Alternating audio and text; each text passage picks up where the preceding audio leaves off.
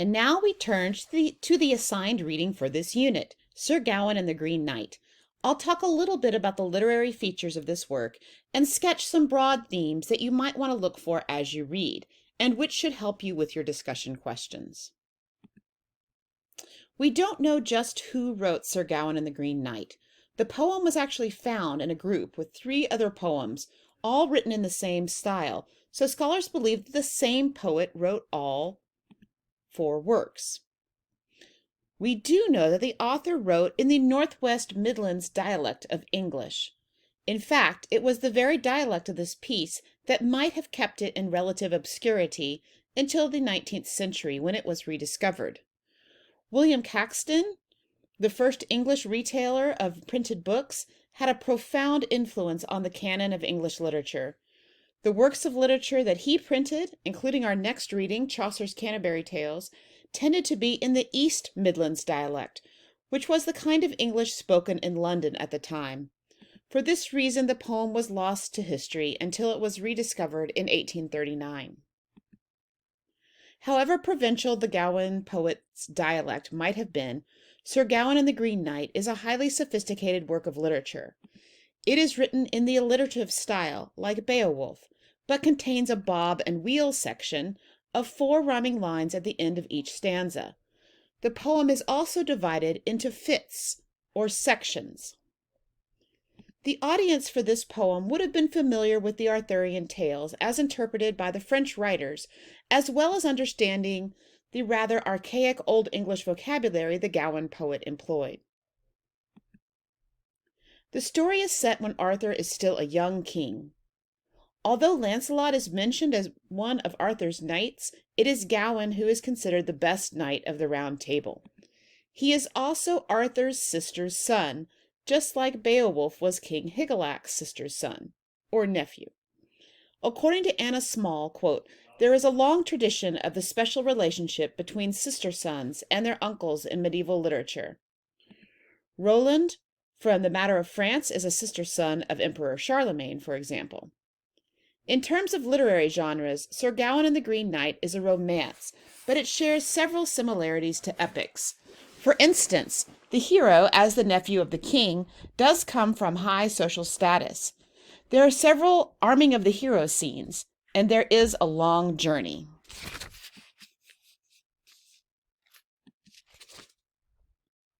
The story is set, we know, from the Gawain poet's own dialect and his descriptions, approximately where Arthur's court is set and the route of Gawain's quest. I've included a link at the end of the lecture notes where you can see where Gawain travels on this map. In the poem, Arthur's court is probably located in a real city in southern England called Winchester, and that's where this blue pin is located on this map that you see on the screen. This is also the home of the Round Table that you saw on a previous slide in the earlier lecture. Gawain travels north through the length of Wales, as you see here on this map, turning east at Holywell and riding through the wilderness of Wirral. Back in the late 14th century, this area was known for being sparsely populated and being a notorious home for outlaws. The Green Chapel, where Gawain must go to receive his blow, is probably a reference to an entrance to the underworld. It could very well be Thurshole Cave, which Thurshole means fiend's house, but it also has connections to the Norse god Thor. This cave is near Wetton's Mill in northeast Staffordshire. Michael Delahoyd of Washington State University asks, could the Green Chapel be actually a Viking burial barrow? Turning to characters, I'd like to talk a little bit more about Sir Gawain, and then give some broad strokes of information about Lord and Lady Bertilac. Gawain, unlike Sir Lancelot, appears in the earliest source that mentions Arthur, Nennius's Historia Britannicum. Gawain appears in early Welsh stories under the name Gwathmey, which means Hawk of May, and this is what Geoffrey of Monmouth calls him. In some romances, and in Malory's Morte d'Arthur, Gawain possesses powers of great strength that increase with the sun's rising and decrease with its setting. This has led some scholars to associate Gawain with a Celtic solar deity. Since I don't know much about Celtic mythology, I'll leave that aspect to his character right there as an intriguing hint into the background of this oldest of Knights of the Round Table. In Arthurian legend, Arthur also has a reputation as a bit of a ladies' man, especially in Chrétien's romances. He is presented as both a good lover and a great champion of women, as well as being courteous. In Sir Gawain and the Green Knight, when Gawain arrives at Bertilac's castle, the ladies of the court get excited to see his manners because of his reputation. He is also closely associated with the Virgin Mary in this story, which follows from his reputation as a champion of women. In later romances, Gawain's reputation took a dive, especially compared to newer knights like Sir Galahad. Later romances depict him as not being very devout and as behaving very poorly towards women. We'll see Gawain, or an adaptation of him, later in the course readings, so pay attention to how he behaves there, and remember how he behaves in Sir Gawain and the Green Knight. As you read, think about how Gawain acts once he reaches Bertilac's castle. He seems to fall into a kind of depression, which is understandable given that he thinks he is going to die on New Year's Day. He is also depicted as sleeping in and hanging out with women while his host is up early to hunt and is surrounded by other men. Is the poet making a sly comment on Gawain's masculinity? Or is Gawain just tired from his hard journey and depressed about his likely death? Possibly the most intriguing and hard to interpret character in Sir Gawain and the Green Knight is the Green Knight himself. C.S. Lewis, who like Tolkien was also a medieval scholar, wrote that the Green Knight is, quote, as vivid and concrete as any image in literature, close quote, and Tolkien called him, quote, the most difficult character, close quote, to interpret. The Green Knight also appears in a rhyming poem dating from around 1500 entitled The Green Knight. I make no promises in giving you an authoritative interpretation of the Green Knight as a character, but I can at least offer some things for you to consider as you read the poem. Let's first look at his name, Bertilac de Haut-Desert. Scholars have speculated that the Green Knight's first name, Bertilac, may come from the Welsh word bacalac, which is pronounced bacalac, with 3 syllables. This word means churl, which means an impolite and mean-spirited person, or a person of low birth. Another Welsh word, breselac, is close in sound to Bertilac, and this means contentious. Another contender for Bertilac's name is Berthollet, an old French word that means bright play. We can't know for sure here, but the name candidates do seem to align with the Green Knight's character. His last name, Haut-Desert, is easier to translate. It means high wasteland, or desert, in French.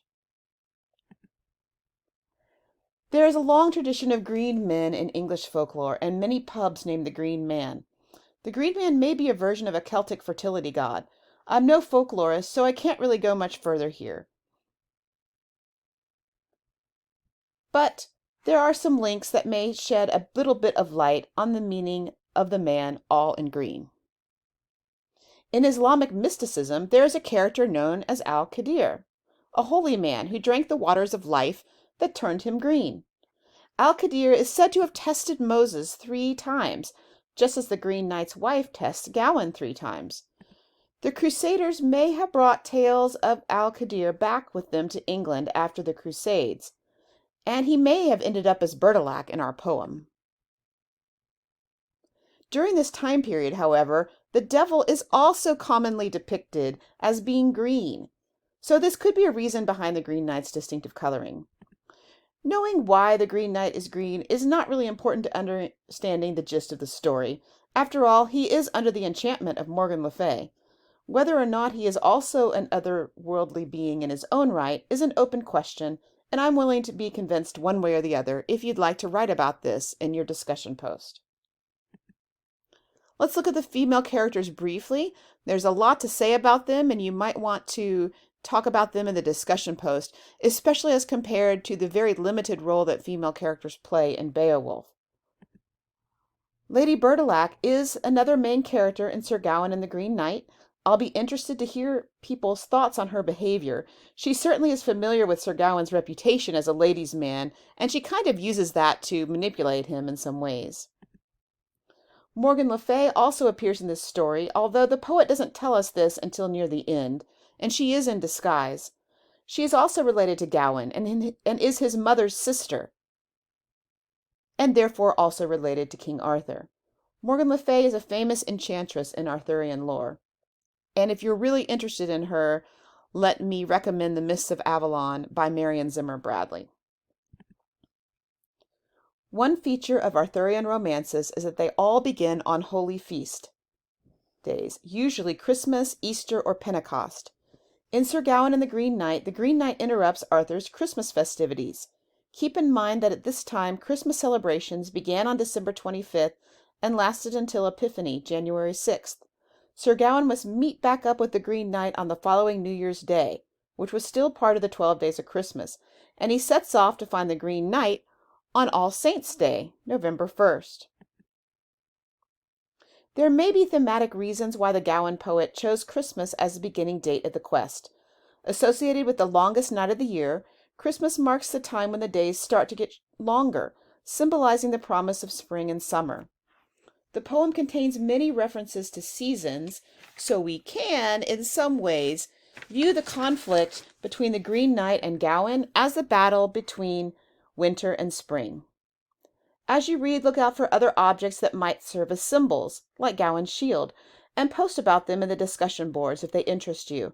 Don't worry about being right or not. If you can find quotes to back you up and you're representing these quotes fairly, then your viewpoint is valid in English class.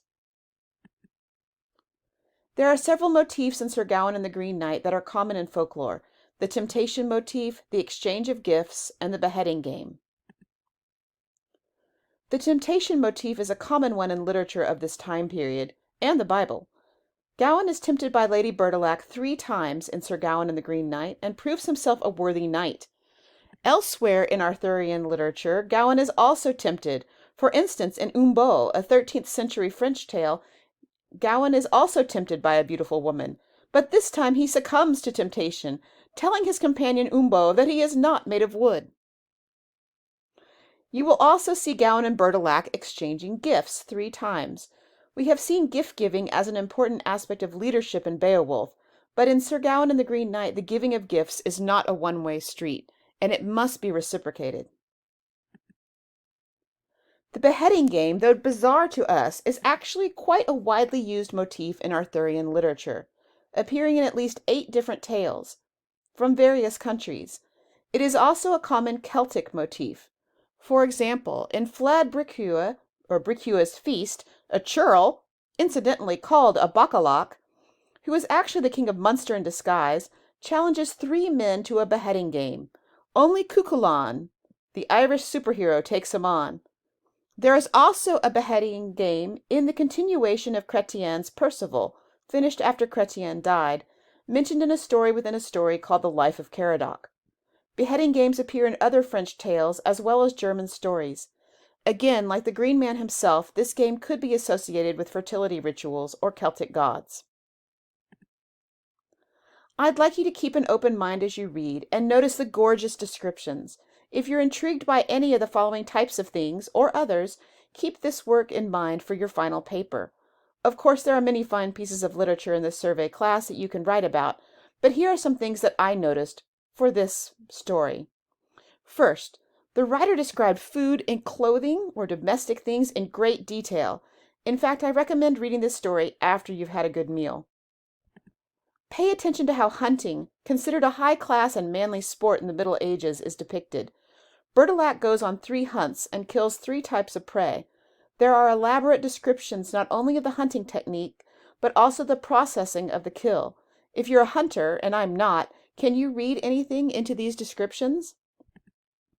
Games have a special place in this text, as the main plot hinges on Gawain taking his turn in a game. The story opens with King Arthur vowing not to eat his Christmas dinner until he's seen a wonder or seen a game well played, and he gets what he asks for. Also to be on the lookout for are these issues. What is Gawain's attitude towards women? And is it changing throughout the story? Is his quest a success? Why or why not? How is King Arthur's court depicted versus Bertilac's court? There are many things you can look for. There is something for everyone, I believe, in this poem. What strikes you as you read? Create a discussion post and let's see what your classmates think. I look forward to hearing from you all on this very interesting and delightful piece of Arthurian literature.